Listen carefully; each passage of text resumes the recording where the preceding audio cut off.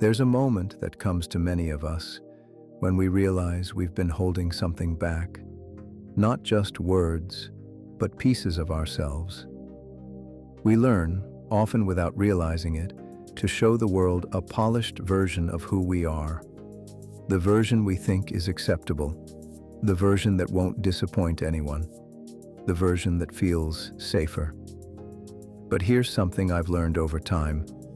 That armor we wear to protect ourselves often keeps us from the very thing we're searching for, real connection and inner peace. Vulnerability is a word I used to misunderstand. I thought it meant weakness. I thought it meant being exposed, fragile, unsure. But vulnerability is something very different. It's the courage to show up as your true self, even when you don't know how you'll be received. And that is where real strength lives.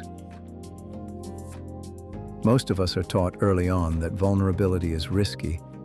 If we show who we really are, we might be rejected. If we admit we're struggling, we might be seen as incapable. If we share our doubts, we might lose respect. So we build walls. We perfect our masks. We become very good at saying, "I'm fine," when we're anything but. But here's the truth I had to face. Those walls don't protect us. They isolate us. They keep us from the people who could truly understand us, support us, care for us as we are. And sometimes they keep us from ourselves. I used to believe strength meant having it all together, never stumbling, never admitting fear, never saying, "I don't know." But vulnerability taught me something far more honest. True strength is being real about where you are. It's saying, "I'm struggling. I'm uncertain. I need help." And when you do that, you're not giving your power away.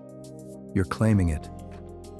You're saying, "This is who I am, and I am worthy of love and acceptance exactly as I am." That's not weakness. That's courage. Something beautiful happens when we allow ourselves to be vulnerable. People respond to authenticity. They feel it. When you share your real struggles, others feel permission to share theirs. When you admit your fears, others feel safe enough to speak honestly. Vulnerability creates connection in a way perfection never can. I've seen this in my own life.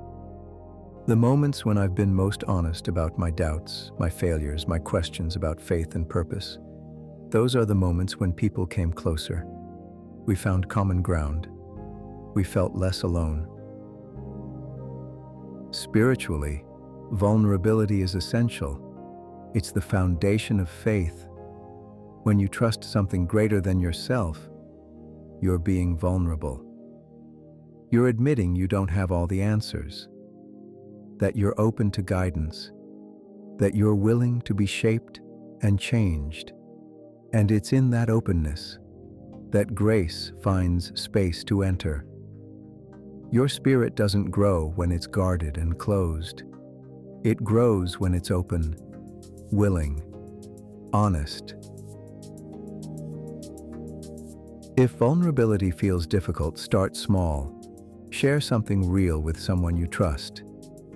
Notice how it feels to be seen. Release the need to be perfect. Perfection is a prison. Authenticity is freedom. Listen inward. What truth have you been afraid to say out loud? Start there. Let me ask you something. What part of yourself have you been hiding? And what would it feel like to let that part be seen? Embracing vulnerability isn't a one-time decision. It's a practice. Some days it feels easy. Some days you'll want to retreat back into old armor. That's okay. What matters is that you keep showing up as yourself, that you choose honesty over protection, that you remember this. Your vulnerability is not a flaw. It's one of your greatest gifts.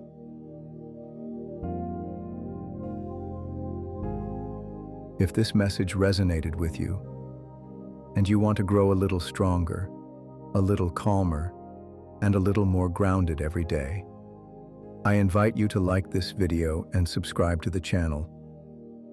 Here we focus on self-improvement, spirituality, and mindfulness, one honest step at a time. Thank you for being here, and I'll see you in the next one.